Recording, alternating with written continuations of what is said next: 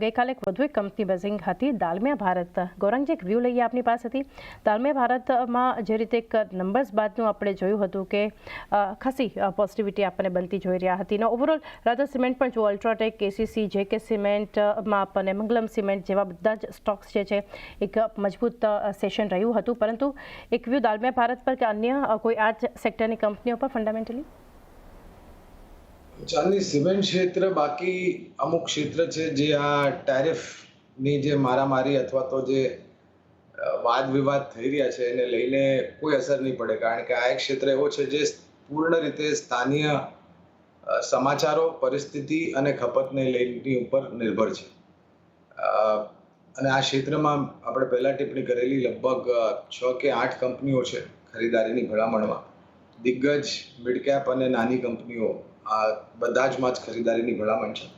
દાલમિયા ભારતની જે તમે વાત કરી ચાલી, તો મારા ખ્યાલથી છેલ્લા 2 કે 3 ત્રૈમાસિકના પરિણામ જે આપણે જોયા એમાં બહુ જ મોટી નિરાશા હતી. અને આંકડાઓ જે ત્રણેય એટલે કે પહેલા, બીજા, ત્રીજા ત્રૈમાસિકના પરિણામ ગયા નાણાકીય વર્ષના જે અનુમાન હતું એના નીચે આવ્યા. પણ કંપનીએ, મેનેજમેન્ટે પોતાની કારોબારની રણનીતિમાં સુધાર કર્યો, અનિવાર્ય પગલાં લીધા અને એનું પરિણામ એ હતું કે આ પરિણામ આપણે જોઈને લગભગ 4.5% આસપાસની ઉપરની સપાટી આપણે ગઈકાલે જોઈ દાલમિયા ભારતમાં. એક મિડ કેપ કંપની છે સિમેન્ટ ક્ષેત્રની, સારું એવું મોટું માર્કેટ શેર છે અને ઉત્પાદન ક્ષમતા બી સારી એવી ઉપરના સ્તર પર છે. સિમેન્ટની માંગને લઈને અમારું અનુમાન એ કહે છે કે રિયલ એસ્ટેટ સેક્ટર તો સારું કરશે જ, એની સાથે જ નિજી ક્ષેત્રની કંપનીઓના વિસ્તાર જેમાં સિમેન્ટ અને ધાતુ ઉપયોગ થશે, રિયલ એસ્ટેટમાં બી સિમેન્ટ અને ધાતુ ઉપયોગ થશે. એટલે કેન્દ્રીય અને રાજ્ય સ્તર પર જે નિર્માણ કાર્યને લઈને હવે ગતિ આપણે જોઈ રહ્યા છે અને જે ખર્ચો આપણે જોઈ રહ્યા છે એમાં બી આપણે સુધાર જોઈશું.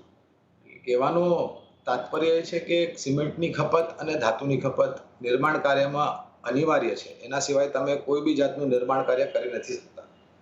અને સિમેન્ટ ક્ષેત્રમાં અમને લાગે છે કે જો પરિસ્થિતિ સારી રહી અને લાગત ખર્ચમાં આપણે નીચલી સપાટી જોઈ ધીરે ધીરે, જે કે એક સંભવતા અમને લાગે છે, તો નફાના માર્જિન્સમાં સુધાર થશે.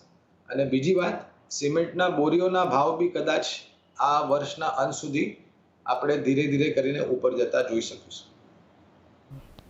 ઓવરઓલ એક વ્યૂ હા સેક્ટરને લઈને દાલમિયા ભારત પર લઈને બનતો જોઈ રહ્યા છે.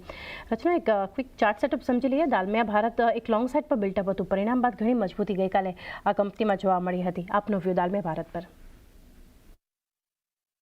જી, દાલમિયા ભારત પર આપણે એવું કહી શકાય ચાર્ટ પ્રમાણે અત્યારે ફિલહાલ પ્રાઇસ કરીબ 1970 ની આસપાસ બેઠેલી છે અને થોડા વખતથી આ કાઉન્ટર સાઇડવેઝ કોન્સોલિડેશનમાં રહેલું છે.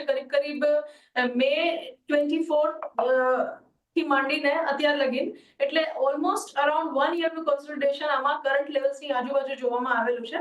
હવે એ જે કોન્સોલિડેશન રેન્જ છે એનો અપર એન્ડ 1950 બને છે અને લોઅર એન્ડ કરીબ 1700 રૂપિયા બને છે. તો 1950 ની ઉપર આ કાઉન્ટરે હવે નીકળવાનું ચાલુ કર્યું છે. ધેટ મીન્સ કે આ જે 1 વર્ષની રેન્જ હતી એમાંથી બ્રેકઆઉટ હવે આવી રહ્યો છે.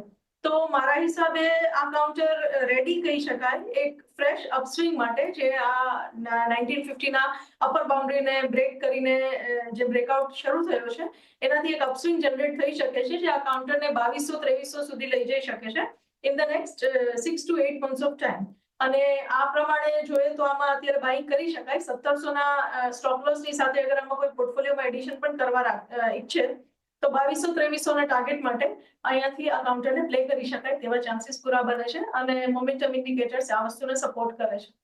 ઓકે.